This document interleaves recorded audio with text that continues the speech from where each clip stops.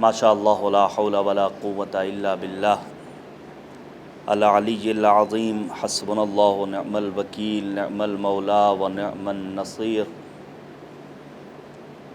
اعوذ باللہ من الشیطان اللعین الرجیم بسم اللہ الرحمن الرحیم رب اشرح لی صدری ویسر لی امری واحلل عقدۃ من لسانی یفقہوا قولی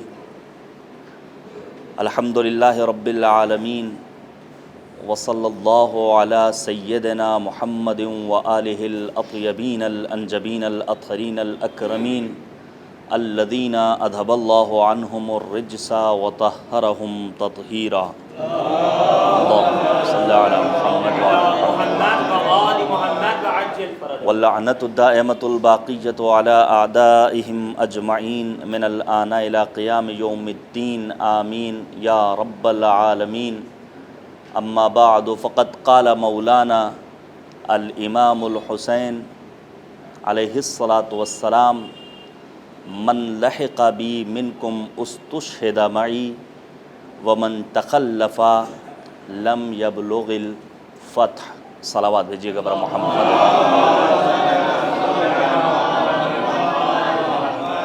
گزارش ہے 1 مرتبہ سورہ حمد اور 3 مرتبہ سورہ توحید پڑھ کر مرحومہ و مغفورہ شازیہ مہدی بنت جناب محترم زہیر باربنکی کی روح کو ارسال فرما دیں۔ اللہم صلی علی محمد و آل محمد۔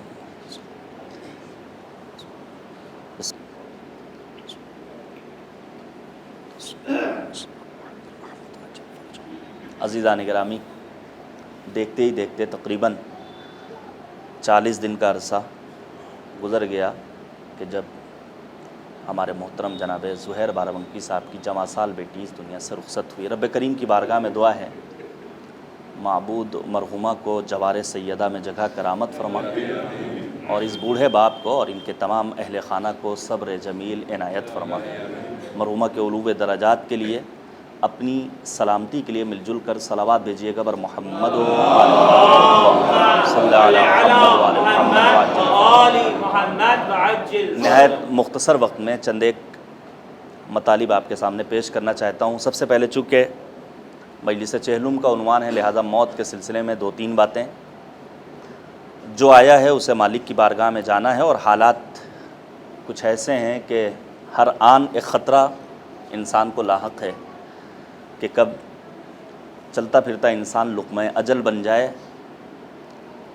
دعا کرتے رہنا چاہیے کہ خدایا ہمیں اچھی موت دے، وگرنہ آپ نے ابھی دیکھا اسی کووڈ-19 کے چلتے مرد مومن کا جنازہ ایک سکھ دفن کر رہا ہے۔ تو اچھی موت کی دعا کرتے رہنا چاہیے، اور یہ دعا بھی بغیر عمل کے کارگر ہرگز نہیں ہے۔ یہ بہترین وقت، یہ بہترین فرصت خود کو دین سے آشنا کرنے کے لیے۔ میں نے ایک مختصر سا فقرہ امام حسین علیہ السلام کا آپ کے سامنے پیش کیا، جو سرکار سید الشہداء نے اپنے بھائی جناب محمد حنفیہ کے نام وصیت میں تحریر فرمایا تھا۔ توجہ کیجیے گا، ایک خط ہے جو جناب محمد حنفیہ کو خود امام حسین نے مکے کی سرزمین سے لکھا ہے، اور اس وصیت کا ایک فقرہ ہم اور آپ، اس خط کا ایک ٹکڑا ہم اور آپ مستقل سنتے رہتے ہیں، جس میں امام حسین نے فرمایا انی لم اخرج اشرا ولا بطرا ولا ظالما ولا مفسدا بل انما خرجت لطلب الاصلاح فی امت جدی اريد ان آمر بالمعروف وانہا عن المنکر واسیر بسیرت جدی وابی علی ابن ابی طالب۔ یہ ٹکڑا تقریباً ہمارے تمام بچوں کو یاد ہے۔ اسی خط کا ایک مختصر سا فقرہ جس میں امام حسین نے فرمایا من لحق بی منکم استشہد معی، تم میں سے جو مجھ سے ملحق ہوگا وہ میرے ہم رکاب ہو کر جام شہادت نوش کرے گا۔ اور پھر مولا فرماتے ہیں جس نے مجھ سے روگردانی کی، جس نے مجھ حسین سے، ہم اہل بیت اطہار سے منہ موڑا، اسے کامیابی، کامرانی، فتح و ظفر ہرگز نصیب ہونے والی نہیں ہے۔ یعنی کامیابی کا معیار کیا ہے؟ محبت اہل بیت اطہار علیہم الصلاۃ والسلام کے ساتھ ساتھ ان کے نقوش زندگانی کو اپنے لیے مشعل راہ قرار دینا۔ اب آپ توجہ کیجئے، یہ موت قرآن کریم میں موت، آخرت عذاب جیسے موضوعات سے متعلق 1200 آیتیں ہیں، 6500 سے زیادہ آیتیں ہیں، ان میں سے 1200 آیتیں موت کے سلسلے میں، آخرت کے سلسلے میں، قیامت کے سلسلے میں۔ علماء قرآن اور علماء علوم قرآن کے بقول شاید قرآن مجید کا کوئی ایک صفحہ ایسا نہیں ہے جس پر موت کا تذکرہ نہ ہو۔ نہایت اہم موضوع ہے، کس لیے؟ تاکہ ہم اپنے آپ کو آمادہ کریں مالک کی بارگاہ میں پہنچنے کے لیے۔ اور پھر 100 جلد سے زیادہ علامہ مجلسی نے بہار الانوار کی لکھی، جلد نمبر 6، جلد نمبر 7، جلد نمبر 8 میں ان روایات کو علامہ مجلسی نے یکجا کیا جو موت کے سلسلے میں ہیں۔ اچھی موت کی دعا کرتے رہنا چاہیے، موت سے غفلت غیر قابل قبول ہے۔ سورہ جمعہ کی آپ تلاوت کیجئے، قرآن مجید میں متعدد مقامات پر پروردگار نے اس جانب متوجہ کیا ہے۔ میں 2-3 روایتیں آپ کے سامنے پیش کروں۔ مثلا 5ویں امام حضرت امام محمد باقر علیہ السلام، توجہ کیجئے گا میرے عزیزوں، امام باقر فرماتے ہیں کہ میرے جد امیر المؤمنین مسجد کوفہ میں نماز عشاء پڑھنے کے بعد ہر روز 3 مرتبہ بلند آواز سے فرماتے تھے، ایھا الناس تجہزوا رحمکم اللہ، اے لوگو اپنے آپ کو آمادہ کرو، رخت سفر باندھو، زاد سفر اپنے لیے تیار کرو، خدا کی رحمتیں تمہارے شامل حال ہوں۔ فقد نودی فیکم بالرحیل، کیونکہ تمہارے لیے آسمان سے فرشتہ رحلت کی خبر لا چکا ہے، ندا گونج چکی، اور واقعی میں امیر المؤمنین کا فرمان ہے کہ جب انسان 40 برس کا ہو جاتا ہے تو قبروں سے اس کے لیے آوازیں آنا شروع ہو جاتی ہیں، الرحیل الرحیل الرحیل۔ مولا کائنات نے ایک جگہ پر فرمایا الرحیل وشیکن، مفتی جعفر صاحب علی اللہ مقامہ نے ترجمہ کیا چل چلاؤ قریب ہے، یعنی ہمیں اور آپ کو آمادہ رہنا ہے۔ عزیزان گرامی، مولا کائنات جب یہ جملہ ارشاد فرماتے تھے تو امام باقر نے فرمایا یہ آواز ہر کسی کے کان میں مسجد کوفہ میں پہنچتی تھی جتنے بھی نمازی ہوتے تھے۔ پھر مولا کہتے ہیں تجہزوا رحمکم اللہ، اپنے کو آمادہ کرو، اللہ کی رحمتیں تمہارے شامل حال ہوں۔ وانتقلوا بافضل ما بحضرتکم من الزاد، اس دنیاوی زندگی سے بہتر زاد سفر کا انتظام کرو۔ وہو التقوی، زاد سفر کیا ہے؟ تقوی الہی۔ تقوی بار بار کہتا ہوں کوئی خطرناک اور بھیانک چیز کا نام نہیں ہے۔ تقوی یعنی اللہ یفقدک حیث امرک ولا یراک حیث نہاک، واجبات کو انجام دینا، محرمات سے پرہیز کرنا، یہی ہے تقوی۔ کوئی آتا ہے مرحوم آیت اللہ العظمیٰ محمد تقی بہجت رحمت اللہ تعالی علیہ جیسے عارف کے پاس، آقا بتائیے کیا کریں؟ ہمارے سماج میں حقیقت بھی یہی ہے کہ مستحبات کی پابندی کافی حد تک ہے، لیکن واجبات کی پابندی بس اوقات نہیں نظر آتی۔ ابھی میں آپ کے سامنے بیان کروں گا ہمیں اپنے بچوں کی کیسی تربیت کرنی ہے، ہمیں اپنے بچوں کو کیسے پروان چڑھانا ہے۔ آغا بہجت نے کہا کچھ کرنے کی ضرورت نہیں، فی الحال تمہاری ذمہ داری اتنی ہے کہ واجبات کو انجام دو اور اپنے کو محرمات سے دور رکھو۔ جب انسان واجبات کا پابند ہو جاتا ہے تو یقین جانیے دیگر مستحبات خود بخود انجام دینے لگتا ہے۔ پھر مولا فرماتے ہیں وَاعْلَمُوا أَنَّ طَرِيقَكُمْ إِلَى الْمَمَادِ مَمَرُّكُمْ عَلَى الصِّرَاطِ، تمہارا راستہ کہاں کا ہے؟ تمہیں پہنچنا ہے مالک کی بارگاہ میں، تمہیں گزرنا ہے پل صراط سے، یعنی موت کے لیے پروردگار بار بار اپنے فرشتوں کو متوجہ کرتا ہے۔ اب اس دنیاوی زندگی میں 3 طرح کے افراد ہیں۔ مثلا اسی کووڈ-19 اور کورونا وائرس کو اگر آپ دیکھ لیں، چند طرح کے افکار رکھنے والے لوگ ہیں۔ کچھ تو وہ ہیں جنہوں نے واقعی معنی میں جو حفظان صحت سے متعلق ادارے ہیں، جو انسانی عقل کہتی ہے، اپنے کو کافی حد تک محتاط بنا رکھا ہے اور احتیاطی تدابیر کے ہمراہ وہ ان دنوں کو گزار رہے ہیں۔ کچھ وہ ہیں جو لاؤبالی ہیں۔ چالان جن لوگوں کا کٹ رہا ہے اکثریت ان میں جوانوں کی ہے، بلا سبب، بغیر ضرورت کے، بغیر قانونی اجازت کے سفر کر رہے ہیں۔ تو کچھ وہ ہیں جو لاؤبالی قسم کے ہیں۔ اس دنیاوی زندگی کے سلسلے میں بھی 3 طرح کے افکار رکھنے والے لوگ ہیں، توجہ کیجئے گا میرے عزیزوں۔ بعض وہ ہیں جو اپنی دنیا سے نا امید ہیں، ان کا یہ شکوہ ہے، ان کا یہ گلہ ہے کہ آخر پروردگار نے ہمیں پیدا ہی کیوں کیا؟ بہت سارے لوگ ہمیں کیوں پیدا کیا، یہ ساری زحمتیں، یہ ساری مشقتیں، یہ آزمائشیں، یہ امتحانات، یہ ابتلاعات، آخر کس لیے؟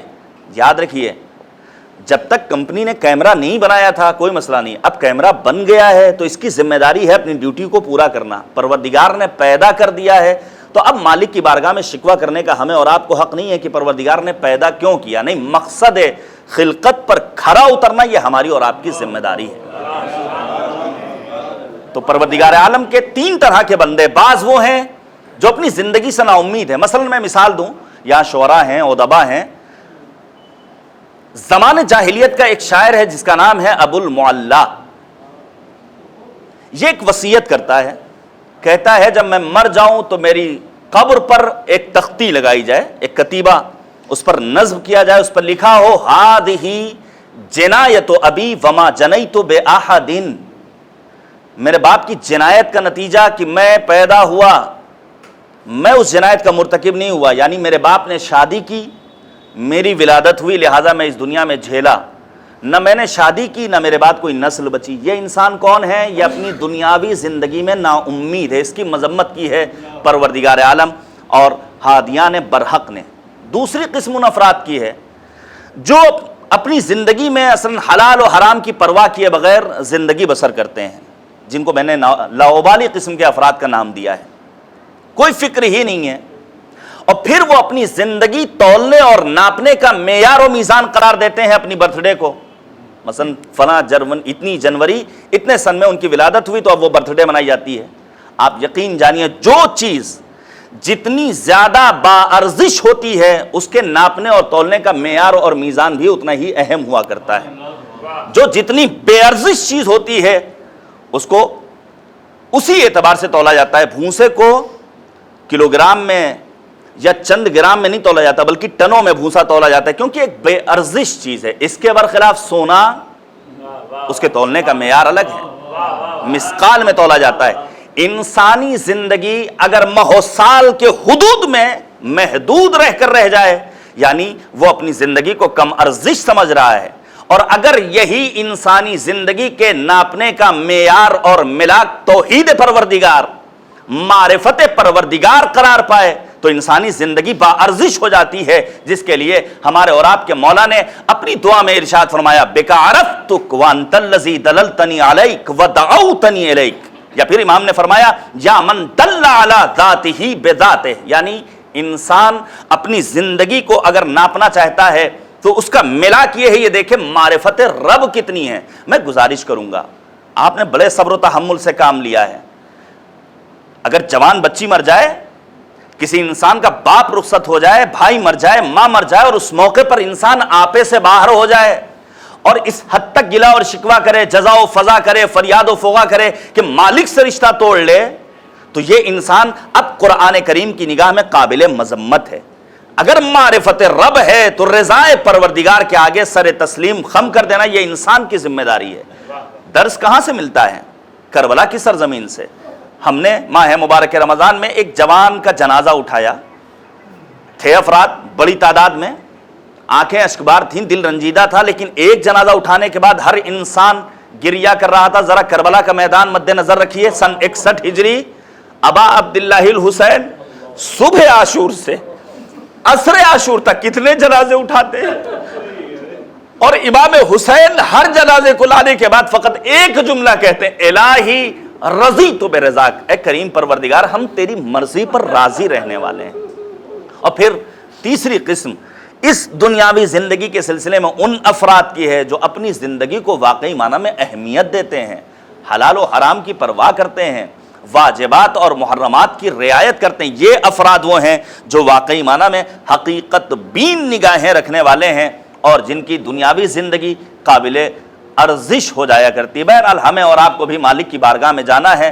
آپ آیات رجوع الی اللہ کا مطالعہ کریں، جو آیا ہے اسے مالک کی بارگاہ میں پلٹ کر جانا ہے، آج نہیں تو کل جب احمد مرسل نہ رہے کون رہے گا۔ اب میں آپ کے سامنے امام حسین کو اس ایک فقرے کی روشنی میں چند ایک مطالب بیان کرنا چاہتا ہوں۔ آنے والا ہے ماہ ذیقعد، بڑا باعظمت مہینہ ہے۔ مجھے تعجب ہوتا ہے، جب میں نے ہوش سنبھالا تب سمجھ میں آیا کہ آخر اسے خالی کا مہینہ کیوں کہا جاتا ہے۔ کیوں آخر ہمارے سماج میں ماہ ذیقات جیسے بابرکت مہینے کو، جس میں پہلی ہی تاریخ کو کریمہ اہل بیت بنت موسیٰ بن جعفر حضرت فاطمہ معصومہ سلام اللہ علیہا بی بی کریمہ اہل بیت کی ولادت باسعادت ہوتی. توجہ کیجئے گا، آپ پڑھیے زیارت جناب معصومہ قم کی، پڑھیے ان کی زندگی کا مطالعہ کیجئے، جس میں ایک زائر اس زیارت کے آخر میں مالک کی بارگاہ میں کیا دعا کرتا ہے؟ اللہم انی اسألک ان تختم لی بالسعادہ، خدایا ہمارا خاتمہ بخیر ہو. یہ بہت اہم ہے، عاقبت بخیری کی دعا کرتے رہنا چاہیے. ضروری نہیں ہے کہ آج ہم جس منزل ایمان پر ہیں وقت موت بھی اسی منزل ایمان پر ہوں، اس لیے یہ دعا کرنا نہایت ضروری بھی ہے اور اس کی اپنی اہمیت ہے. توجہ کیجئے گا عزیزان گرامی، امام حسین نے کیا فرمایا تھا؟ من لحق بی منکم استشہد معی، تم میں سے جو مجھ سے ملحق ہوگا، میری سنت و سیرت پر عمل کرے گا، اسے میرے ساتھ شہادت کا جام نوش کرنے کا موقع فراہم ہوگا. اس کے بعد فرماتے ہیں ومن تخلف لم یبلغ الفتح، اور جو مجھ سے روگردانی کرے گا اسے فتح و ظفر اور کامیابی اور کامرانی نصیب ہونے والی نہیں ہے. اس اسلامی اور قرآنی اور روایی تعلیمات کی روشنی میں ہمیں اور آپ کو اگر اپنے آپ کو سعادت مند بنانا ہے تو پیغمبر اعظم اور اہل بیت طاہرین کے ارشادات و فرمودات کو مد نظر رکھنا ہوگا. میں ایک روایت آپ کے ساتھ پیش کروں، بڑی مفصل گفتگو ہے لیکن نہایت اختصار کے ساتھ. آخر سعادت اور کامیابی کا معیار کیا ہے؟ نبی اعظم ختمی مرتبت حضرت محمد مصطفیٰ صلی اللہ علیہ وآلہ وسلم، پیغمبر اعظم فرماتے ہیں من سعادت المرء المسلم، ایک مسلمان انسان کی سعادت میں سے ہے. 4 چیزیں نبی اعظم نے بیان فرمائی ہیں اور ان 4 چیزوں کو مختصر وضاحت کے ساتھ پیش کر کے بات تمام کر دوں گا. من سعادت المرء المسلم، ایک مسلم انسان کی سعادت و خوشبختی میں سے ہے پہلی چیز الزوجۃ الصالحہ، ایک صالح زوجہ اگر کسی کو نصیب ہو جائے تو انسانی زندگی کامیاب و کامران ہے.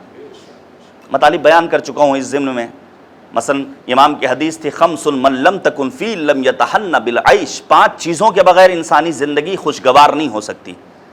الصحہ صحت، والامن امنیت، والغنا دولت، والقناعہ قناعت، پھر مولا نے فرمایا والانیس الموافق، ایک اچھا ہمسر کسی کو نصیب ہو جائے، ایک خاتون کو اچھا شوہر مل جائے، ایک مرد کو اچھی زوجہ مل جائے، ایک صالح ایک دیندار متدین خاتون اگر کسی کو بعنوان زوجہ نصیب ہو جائے تو انسانی زندگی واقعی معنی میں سعادت مند ہے. ہوتا یہ ہے عام طور سے ہم مردوں کو اپنے گھر کی خواتین سے یا شوہروں کو اپنی ازواج سے توقع بہت زیادہ ہوتی ہے. توجہ کیجئے گا، بہت زیادہ توقع ہوتی ہے.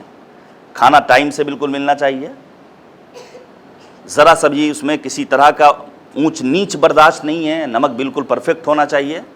کیا ہم واقعی معنی میں ان کے لیے اپنی قربانی دیتے ہیں؟ کیا ہم کبھی اظہار محبت کرتے ہیں؟ توجہ کیجئے گا عزیزان گرامی. مثلا نبی اعظم نے فرمایا کہ جب ایک مرد اپنی زوجہ سے کہتا انی احبک، میں تم سے محبت کرتا ہوں، تو یہ ایک جملہ اس خاتون کے قلب و دل و دماغ سے کبھی باہر نہیں نکلتا ہے. اگر ہم یہ چاہتے ہیں کہ ہماری مشترکہ حیات واقعی معنی میں کامیاب و کامران ہو تو ہمیں بھی اپنی ذمہ داریوں کو بنے ہوئے احسن انجام دینا ہوگا. اسی لیے تو پیغمبر نے فرمایا تھا لعن اللہ المتغافل عن زوجتہ، لعنت ہو اس مرد پر جو اپنی زوجہ سے غفلت برتے. غفلت کبھی جنسی ہوتی ہے، کبھی عاطفی ہوتی ہے، کبھی اقتصادی ہوتی ہے، کبھی اخلاقی ہوتی ہے. اسی لیے تو پیغمبر اعظم ختمی مرتبت حضرت محمد مصطفیٰ صلی اللہ علیہ وآلہ وسلم نبی اعظم نے فرمایا تھا اگر تم یہ چاہتے ہو کہ مجھ جیسے بنو تو تمہاری ذمہ داری ہے کہ اپنے آپ کو اپنے گھر والوں کے ساتھ حسن سلوک کرنے والا بناؤ. ابرکم بقرابہ، پڑھیے آپ قرآن مجید کیا کہتا ہے پروردگار. جب لوگ جہنم میں پہنچیں گے تو ایک دوسرے سے سوال کریں گے کہ آخر کیوں آئے ہو جہنم میں؟ تو ان کا جواب کیا ہوگا جہنمیوں کا، دوزخیوں کا؟ لم نک من المصلین، ہم نماز گزار نہیں تھے۔ اور جب اہل جنت جنت میں پہنچیں گے اور ایک دوسرے سے سوال کریں گے کہ بھائی تم کیسے جنت میں آئے، کیا کیا تم نے دنیا میں، تو ان کا جواب ہوگا کننا بأہلنا مشفقین، ہم اپنے گھر والوں کے ساتھ، ہم اپنے اہل و عیال کے ساتھ، ہم اپنے اعزاء اور اقربا کے ساتھ شفقت برتنے والے تھے۔ بڑی اہمیت ہے کہ انسان اپنی ازدواجی زندگی کو کامیاب و کامران کر لے۔ میں آپ کے سامنے ایک دو اور مثالیں پیش کروں تاکہ بات جوانوں تک بھی پہنچ جائے۔ ایک خاتون آتی ہے نبی اعظم کی خدمت میں اور آنے کے بعد کہتی ہے اے رسول خدا، میرا شوہر مجھے اہمیت نہیں دیتا۔ توجہ کیجئے گا، ترک دنیا کر بیٹھا ہے، غار میں جا کر چھپ گیا ہے۔ کیا ترک دنیا کی اجازت دی ہے اسلام نے؟ توجہ کیجئے گا، کیا اسلام یہ کہتا ہے کہ انسان گوشہ نشین ہو جائے، دنیاوی زندگی کو بالکل چھوڑ دے، لوگوں سے ملنا ملانا بند کر دے؟ کیا معصوم کے اس فرمان کا مقصد یہ ہے جس میں معصوم نے فرمایا حب الدنیا رأس کل خطیہ، دنیا کی محبت تمام برائیوں کی جڑ ہے، آس ہے، بنیاد ہے، اس کا مقصد یہ ہے کہ انسان گوشہ تنہائی اختیار کر لے، جنگل میں چلا جائے، پہاڑوں میں اور غفاؤں میں جا کر کے پناہ لے لے؟ آنے والی کیا کہتی ہے خاتون کہ میرا شوہر مجھ سے غافل ہے۔ یہ کون خاتون ہے؟ ایک اچھا سلسلہ شروع کیا ہے ہمارے بزرگوار جناب انجینئر حسن رضا عرف شعیب صاحب نے، کاروان عشق کے نام سے، گوہر ایجنسی پر آپ یوٹیوب چینل پر دیکھ سکتے ہیں۔ اصحاب اہل بیت اطہار کا تعارف، کل ہی اس کا پہلا ایپیسوڈ آیا ہے منظر عام پر، یقیناً یہ سلسلہ آگے بڑھے گا۔ یہ آنے والی خاتون صحابی پیغمبر جناب عثمان ابن مظعون کی زوجہ ہے۔ کون آیا ہے؟ صحابی پیغمبر جناب عثمان ابن مظعون، جن کی قبر کہاں ہے؟ جنت البقیع میں۔ آنے کے بعد کیا شکایت کرتی ہے یہ خاتون کہ میرا شوہر غار میں چلا گیا ہے۔ پیغمبر اعظم نے کہا عثمان کو بلایا جائے۔ عثمان ابن مظعون آتے ہیں اور اس موقع پر پیغمبر اعظم نے کہا اے عثمان ابن مظعون، میری سنت و سیرت یہ نہیں ہے کہ گوشہ نشین ہو جائے، میری بیوی ہے، میری اپنی زندگی ہے، میں راتوں میں عبادتیں کرتا ہوں، دن میں روزے رکھتا ہوں، لیکن میں ہرگز دنیا طلب نہیں ہوں، میں ہرگز دنیا کا دلدادہ نہیں ہوں۔ یعنی دنیا میں رہ کر انسان کچھ ایسی زندگی گزارے کہ اپنی آخرت کو آباد کر لے، تو یہی انسان کی دنیاوی زندگی آخرت طلبی کا بہترین ذریعہ بن جایا کرتی ہے۔ جناب عثمان ابن مظعون کی زوجہ آئی ہیں اور انہوں نے جب شکایت کی ہے، پیغمبر اعظم نے تنبیہ کی ہے۔ اسی لیے قرآن مجید کی وہ آیت کریمہ جو سورہ قصص کی آیت نمبر 77، مالک نے آواز دی لا تنس نصیبک من الدنیا، مالک نے تمہارے حصے میں جتنی دنیا رکھی ہے اتنی دنیا لے لو۔ آنے والی ہے 25 تاریخ، چھٹے امام حضرت امام جعفر صادق علیہ السلام کی شہادت کی تاریخ۔ امام جعفر صادق علیہ السلام نے کیا فرمایا تھا جب آنے والا آ کر کہتا ہے مولا فلاں شخص جب دیکھو محنت کرتا ہے، مزدوری کرتا ہے، کام کرتا ہے، لگا رہتا ہے، پسینہ بہاتا ہے، کتنا بڑا دنیا طلب ہے۔ مولا نے کہا یہ دنیا طلبی نہیں ہے بلکہ آخرت سازی ہے۔ اگر آخرت کو آباد کرنا ہے تو اس دنیا میں محنت و مشقت کرنی ہوگی۔ جتنا پروردگار نے دنیا ہمارے حصے میں رکھا ہے اتنا ہمیں لینا ہے، اتنا ہمیں مالک کی بارگاہ سے اتنا لینے کی اجازت ملی۔ ہاں، دنیا میں غرق نہیں ہونا ہے، دنیا کو ایک دروازہ سمجھنا ہے، ایک پل سمجھنا ہے جس کے اوپر سے ہمیں اور آپ کو گزر جانا ہے۔ تو پیغمبر نے کیا فرمایا؟ پیغمبر کہتے ہیں من سعادت المرء المسلم، ایک مسلمان کی سعادت کے لیے پہلی چیز الزوجۃ الصالحہ، صالح زوجہ۔ اور صالح زوجہ کے لیے ہم جیسے مردوں کو یعنی کہ صرف جوانوں کی ذمہ داری ہے، نہیں، بڑھاپے میں بھی اگر زوجہ زندہ ہے تو اس کے ساتھ وہی محبت کا اظہار کرنا ہے جو جوانی میں مطلوب ہے، اور تعلیمات پیغمبر اور آل پیغمبر علیہ الصلوۃ والسلام ہم تک پہنچے۔ دوسری چیز توجہ کیجئے گا والمسکن الواسع، ایک وسیع و عریض بڑا گھر جس سے آج تقریباً دنیا بے بہرا ہے، فیض نہیں ہے، بڑے گھر نہیں رہ گئے ہیں، وگرنہ یہ خود ایک موضوع ہے جس کے اوپر گفتگو ہونی چاہیے کہ ہمیں اپنے بچوں کے لیے کس قسم کے گھر بنانا ہے. ہم نے آج اپنے آپ کو ماڈرن بنانے کے چکر میں اپنے گھروں کو چھوٹا کر لیا اور پھر پروردگار سے گلہ اور شکوہ گرمی بہت زیادہ ہے. البتہ میں آپ کی خدمت میں عرض کروں کہ روایت ہے آسمان امامت و ولایت کے 8ویں اختر تابناک حضرت امام علی رضا علیہ السلام، جس میں مولا امام رضا نے حرارت کو برودت پر فوقیت دی ہے. امام رضا نے گرمی کے موسم کو ٹھنڈ کے موسم پر فوقیت دی، اسے بہتر سمجھا ہے. اور آج کا میڈیکل سسٹم اگر آپ دیکھیں تو واقعی معنی میں حیرت ہوتی ہے. آج انسان جب ہاسپٹل پہنچتا ہے تو سب سے پہلے اسے آئی سی یو میں ڈال دیا جاتا ہے. جہاں حرارت کی ضرورت ہے وہاں اسے برودت میں مبتلا کر دیتا ہے، اور آخر میں چند دنوں کے بعد وہ بل بنا کر کے لمبا چوڑا اور پھر جنازہ لے کر کے انسان اپنے گھر پہنچتا ہے. رب کریم کی بارگاہ میں دعا ہے ہمیں ان ہاسپٹل سے پروردگار محفوظ رکھے، اور بس پروردگار یوں ہی ہمیں اپنی بارگاہ میں بلا لے اور ہم پہنچ جائیں مالک کی بارگاہ میں. والمکان الواسع، بڑا گھر ہونا. اور یہ حقیقت ہے، جس کا اپنا گھر ہے وہ تو خوش ہے الحمدللہ، لیکن جو کرائے کے مکان میں رہ رہا ہے اس کے لیے واقعی معنی میں سختی ہے، واقعی معنی میں تنگی ہے. کرائے کے مکان میں کون رہتا ہے؟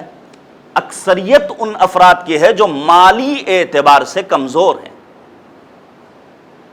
اسی لیے اسلام نے کہا ہے کہ اپنے آپ کو دولت مند بناؤ، ثروت مند بناؤ. آپ پڑھیے جناب سلیمان پیغمبر کیا دولت مند نہیں تھے؟ دولت مطلوب ہے، لیکن وہ دولت جو انسان کو غرور و تکبر میں مبتلا کر دے وہ مذموم ہے، وہ قابل مذمت ہے. جناب سلیمان پیغمبر دولت مند تھے، لیکن کیا کہتے تھے؟ ھذا من فضل ربی، یہ میرے پروردگار کے فضل و کرم کا نتیجہ ہے کہ مالک نے ہمیں دولت و ثروت والا بنایا ہے. میں ایک مکان، کرائے کے مکان کے سلسلے میں ایک شعر برادر عزیز احمد شہریار صاحب کا نوٹ کر کے لایا ہوں، اور شاید آپ کے ذوق کے مطابق ہو. وہ کہتے ہیں کہ کرائے کے مکان میں عمر بھر رہتا ہے کوئی، کرائے کے مکان میں عمر بھر رہتا ہے کوئی، گزر جاتی ہے آدھی زندگی گھر دیکھنے میں. آدھی زندگی انسان اس گھر کی دیکھ بھال میں گزار دیتا ہے، اور پھر بڑھاپا اور اس کے بعد لقمہ اجل. اس لیے پیغمبر نے کیا فرمایا؟ اگر یہ چاہتے ہو کہ تمہاری زندگی سعادت مند ہو تو اپنے آپ کو بڑے گھر میں رہنے والا بناؤ. تو اہل بیت اطہار مال و دولت کو پسند کرتے تھے.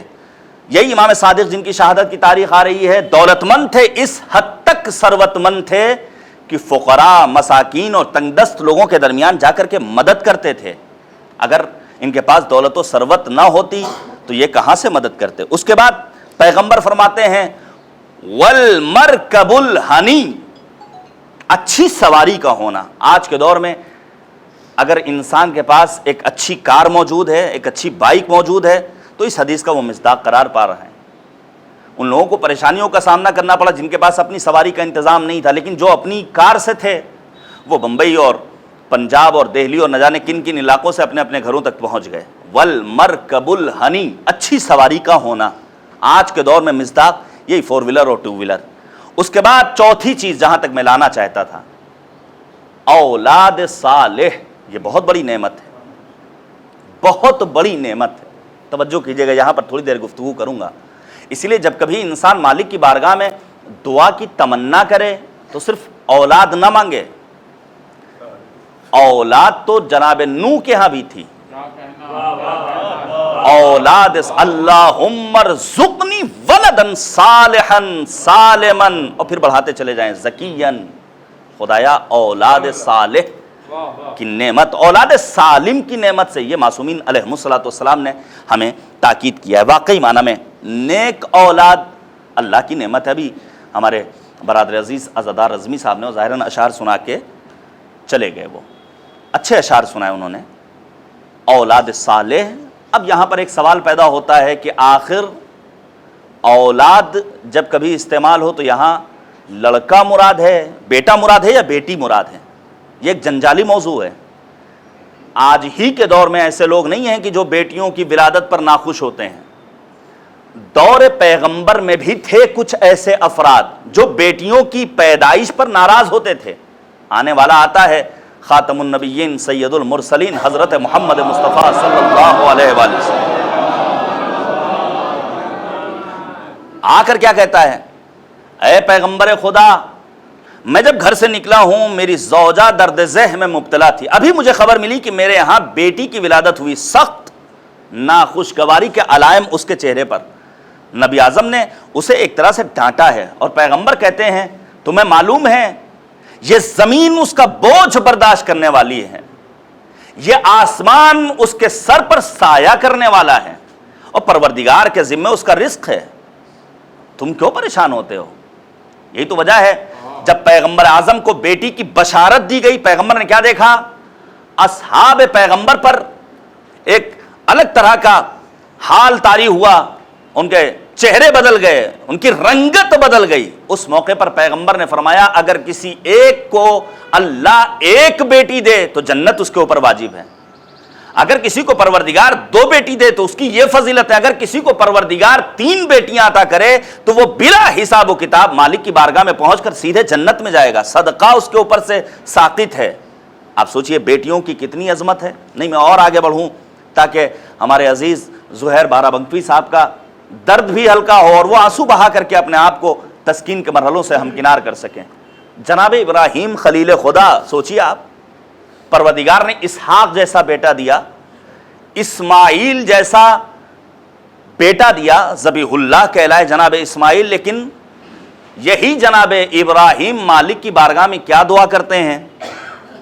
ان ابراہیم سأل ربہ ان یرزقہ ابنۃ، جناب ابراہیم نے مالک کی بارگاہ میں بیٹی کا مطالبہ کیا ہے، تمنا کی ہے، آرزو کی ہے۔ کیوں؟ تبکی وتندبہ بعد موتہ، کیونکہ بیٹیاں باپ کے جنازوں کی زینت ہوا کرتی ہیں۔ ابراہیم خلیل خدا نے مالک کی بارگاہ میں کیا دعا کی؟ خدایا ایک بیٹی دے دے۔ ابراہیم جیسا نبی مالک کی بارگاہ میں دعا کر رہا ہے، ایک بیٹی کا مطالبہ کر رہا ہے۔ کیوں؟ کیونکہ بیٹیاں باپ کے جنازے کی زینت ہوا کرتی ہیں۔ میں اور آگے بڑھنا چاہتا ہوں، پڑھیے روایات، وسائل الشیعہ کا مطالعہ کیجئے، ہمارے اور آپ کے چھٹے امام حضرت امام جعفر صادق علیہ السلام،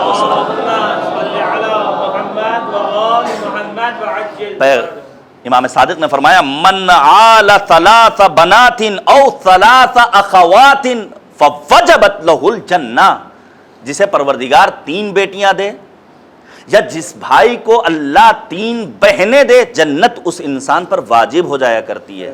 آخر کیوں بھائی سے ننگو آر سمجھا جاتا ہے؟ کیوں بیٹیوں کو پیٹ میں ہی قتل کر دیا جاتا ہے؟ کیوں آخر اس رسم جاہلیت اور دور جاہلیت کی فضا سے ہم باہر نہیں نکل پا رہے ہیں؟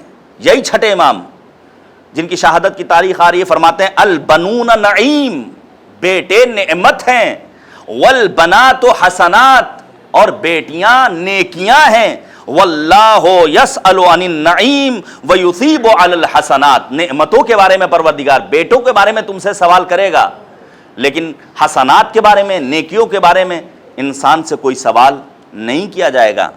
اور واقعی میں ابھی میں بیان بھی کروں گا، بیٹیوں کا جو ایک پیار انسان کو ملتا ہے وہ بیٹوں سے نہیں ملتا ہے۔ پیار بیٹی کا حسین ابن علی سے پوچھو، وہ پیار جو میدان کربلا میں اور بعد حادثہ عاشورہ ہم نے دیکھا جناب سکینہ نے سید الشہداء کے لیے پیش کیا، وہ پیار کہیں اور نظر نہیں آتا ہے۔ پیار بیٹی کا حسین ابن علی سے پوچھو۔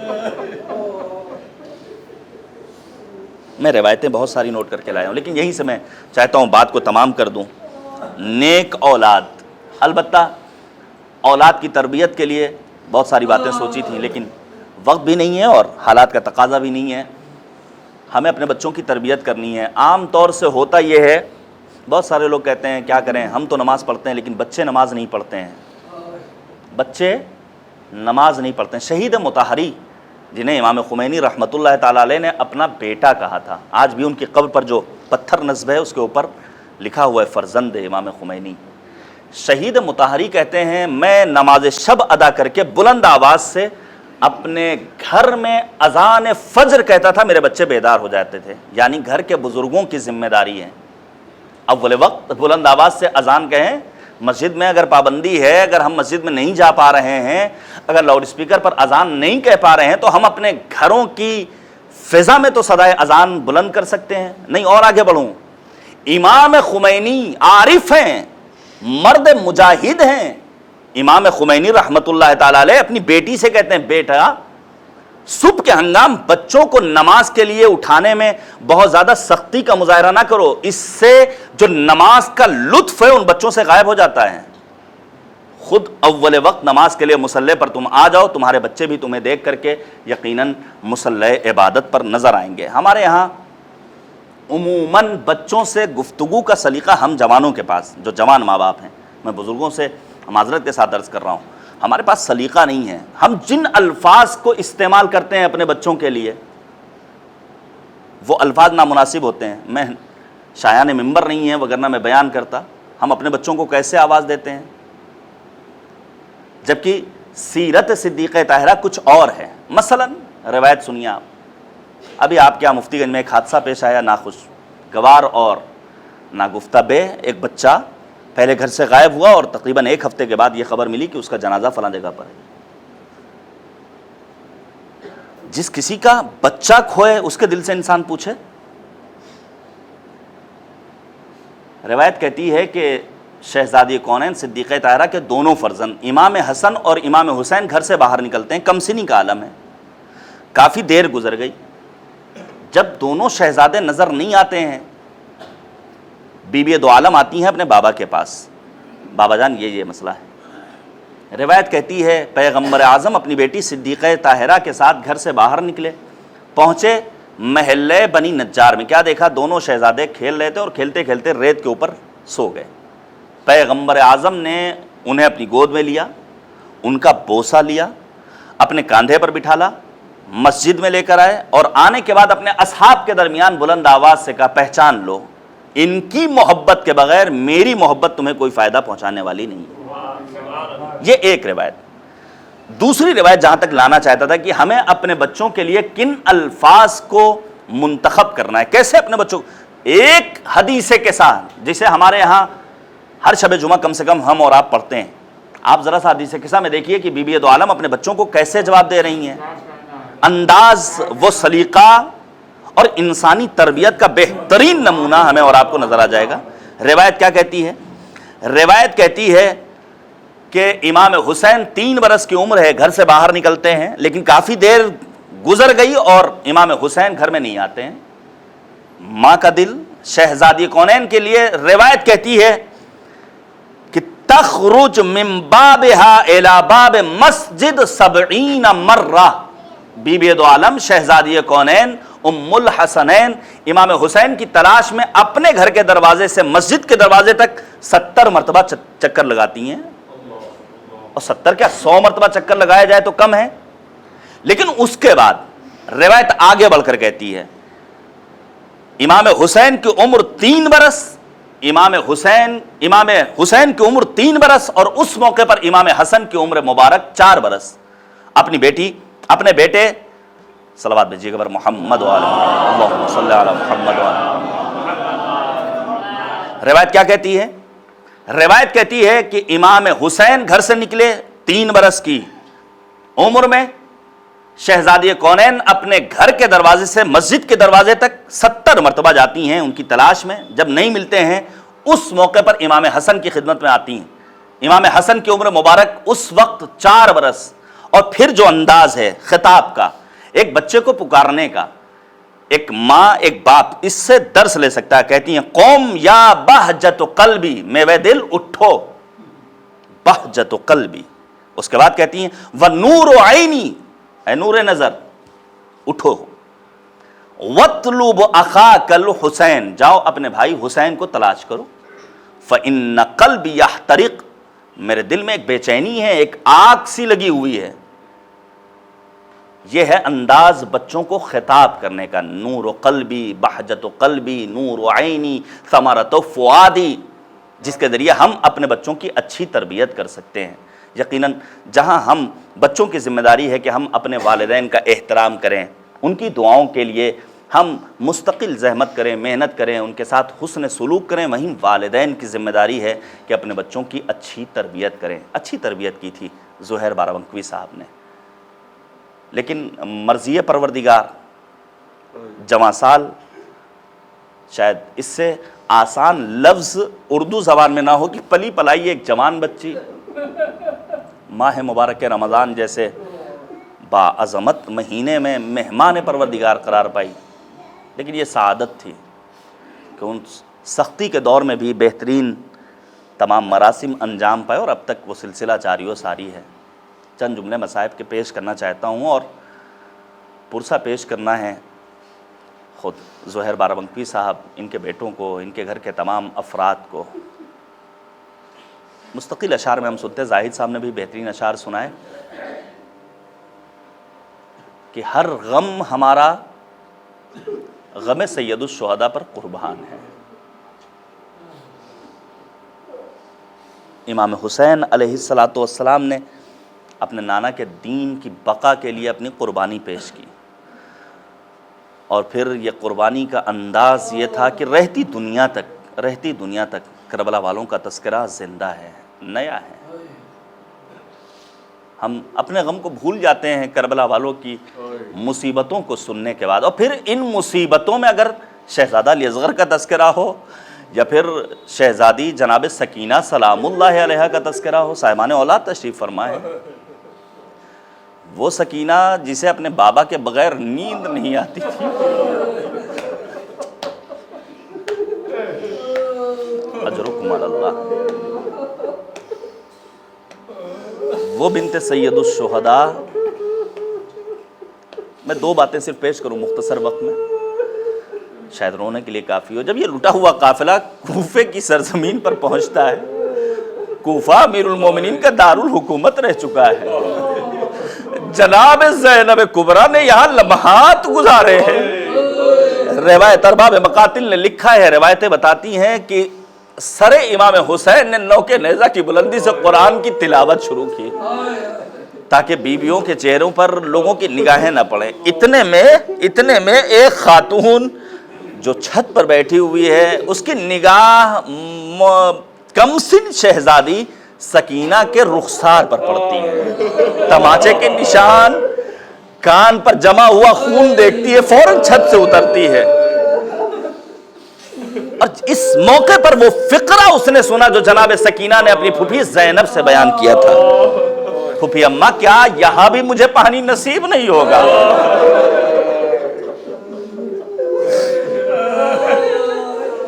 پانی لے کر آئی ہے، لیکن کہتی ہے مجھے چند ایک دعائیں کرانی ہیں. جناب سکینہ نے پانی کا ظرف الگ رکھا اور اپنے چھوٹے چھوٹے ہاتھوں کو اٹھا دیا. پہلی دعا، خدایا جس طرح ہم یتیم و اسیر ہوئے، اس خاتون کے بچے یتیم و اسیر نہ ہو. اجرکم علی اللہ، اجرکم علی اللہ. دوسری دعا، خدایا مدینہ جانا نصیب ہو. جیسے ہی مدینے کا نام سنا جناب زینب تڑپ گئی. مدینہ جا کر کیا کرے گی؟ کہا میرا آقا حسین ہے، میری شہزادی زینب ہے. زینب نے اپنے سر کے بالوں کو اپنے چہرے سے ہٹایا ہے. ام حبیبہ، تم نے پہچانا نہیں؟ اجرکم علی اللہ، اجرکم علی اللہ. اور یہ قافلہ جب پہنچتا ہے شام کی سرزمین پر اور یزید کی جانب سے حکم رہائی ملتا ہے، حکم رہائی مل گیا ہے، یہاں تک کہ اماریاں آ گئیں. زینب کبریٰ نے جو نکل کر دیکھا تو کیا دیکھا؟ رنگ برنگے کپڑوں سے مزین ہیں یہ اماریاں. ایک جملہ کہا اپنے بھتیجے سید سجاد سے، اے بیٹا سید سجاد، ان سے کو اجعلوها سودا حتی یعلم الناس نحن فی عزاء اولاد الزہراء. اے بیٹا سید سجاد، ان سے کہو ہماریوں کا رنگ تبدیل کر کے سیاہ کر دے تاکہ لوگوں کو معلوم ہو جائے ہم اولاد زہرا کے عزادار ہیں. بیبیاں سوار ہونا شروع، بس آخری جملہ ہے، بیبیاں سوار ہونا شروع ہوئی، لیکن رباب نظر نہیں آتی ہے. سمجھ میں آیا رباب کہاں ہے. جناب زینب کبریٰ زندان شام کے گوشے میں اس قبر پر پہنچی جس میں جناب سکینہ آرام کر رہی. کیا دیکھا؟ بھابھی رباب قبر پر گریا کر رہی. بھابھی رباب سواری آمادہ ہے. رباب تڑپ گئی، اے شہزادی اب میں مدینے جا کر کیا کروں گی؟ میرا لال میدان کربلا میں، میری بیٹی سکینہ زندان شام میں ہمیشہ کے لیے۔ وَسَيَعْلَمُ الَّذِينَ ظَلَمُوا أَيَّ مُنقَلَبٍ يَنقَلِبُونَ اِنَّ لِلَّهِ وَإِنَّا إِلَيْهِ راجعون رضا بقضائه وتسلیما لأمره الہ لا معبود سواک۔ بسم اللہ الرحمن الرحیم۔ اللہم عرفنی نفسک فإنک إن لم تعرفنی نفسک لم أعرف رسولک۔ اللہم عرفنی رسولک فإنک إن لم تعرفنی رسولک لم أعرف حجتک۔ اللہم عرفنی حجتک فإنک إن لم تعرفنی حجتک ضللت عن دینی۔ اللہم لا تمتنی میتۃ جاہلیہ ولا تزغ قلبی بعد اذ ہدیتنی۔ معبود ہماری اس عبادت کو قبول فرما۔ اے کریم پروردگار، وقت زوال تیری بارگاہ میں ان آنسوؤں کے ہمراہ دعا کرتے، زمانہ پورا شوب ہے، منجی بشریت محور کائنات حضرت صاحب الزمان کے ظہور میں تعجیل فرما۔ اے کریم پروردگار، مرحومہ شازیہ مہدی کو جوار سیدہ میں جگہ کرامت فرما۔ ان کے پسماندگان بالخصوص ضعیف باپ کو، جوان بھائیوں کو، اہل خانہ کو صبر جمیل عنایت فرما۔ ان کے گناہان کبیرہ و صغیرہ کی مغفرت فرما۔ ہمارے تمام اموات و مرحومین کو جوار رحمت میں جگہ عنایت فرما۔ معبود، اس دنیا میں ہمیں اس طرح زندگی بسر کرنے کی توفیق کرامت فرما جو اہل بیت طاہرین کا طرز حیات تھا۔ اے کریم پروردگار، قرآن فہمی کا شعور ہمیں عطا کر دے۔ معبود، واسطہ ہے محمد اور آل محمد کا، اس روح زمین پر جس جگہ بھی عاشقان رسول اور آل رسول ہیں، ان کے جان مال عزت و آبرو و ناموس کی حفاظت فرما۔ معبود، اس کووڈ-19 سے ہم سب کو محفوظ رکھ۔ اگر یہ سازش ہے کہ ایسا محسوس ہوتا ہے تو اس سازش کو رچنے والوں کو اس وائرس میں مبتلا کر دیں، شر پسند عناصر کو نیست و نابود کر دیں۔ امریکہ، اسرائیل، آل سعود، آل یہود، آل خلیفہ، داعش، طالبان، القاعدہ، النصرہ جیسی تکفیری ٹولیوں کو نیست و نابود فرما۔